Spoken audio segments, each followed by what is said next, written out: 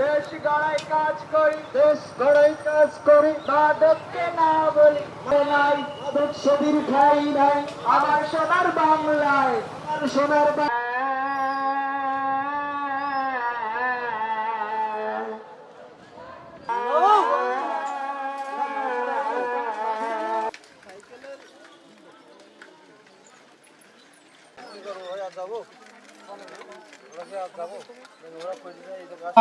70% হচ্ছে তরুণ এবং ইয়াং সমাজ, যারা আগামী দিনের দেশ গড়বে, আগামী দিনে যারা দেশের নেতৃত্ব দিবে, তারা যদি মাদক সেবী হয়ে তারা নিজেরাই কর্মমুখী না হতে পারে, এটা বাংলাদেশের জন্য, জাতির জন্য হুমকির স্বরূপ। আজকের এই মাদক বিরোধী র্যালি মূলত এজন্যই যে আমরা এই যাত্রা শুরু করেছি।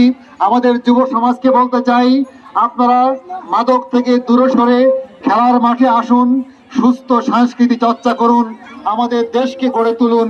আপনারা দেশের জন্য বোঝা হয়ে উঠবেন না, পরিবারের জন্য বোঝা হয়ে উঠবেন না, বরং দেশ, জাতি এবং পরিবারের জন্য আপনারা সবার মুখে হাসি ফোটাবেন, সবার জন্য আপনারা সম্পদ হয়ে সবার মুখে হাসি ফোটাবেন, এটা আমরা প্রত্যাশা করি। সবাইকে ধন্যবাদ জানিয়ে আমার বক্তব্য শেষ করছি। আসসালামু আলাইকুম ওয়া রাহমাতুল্লাহ।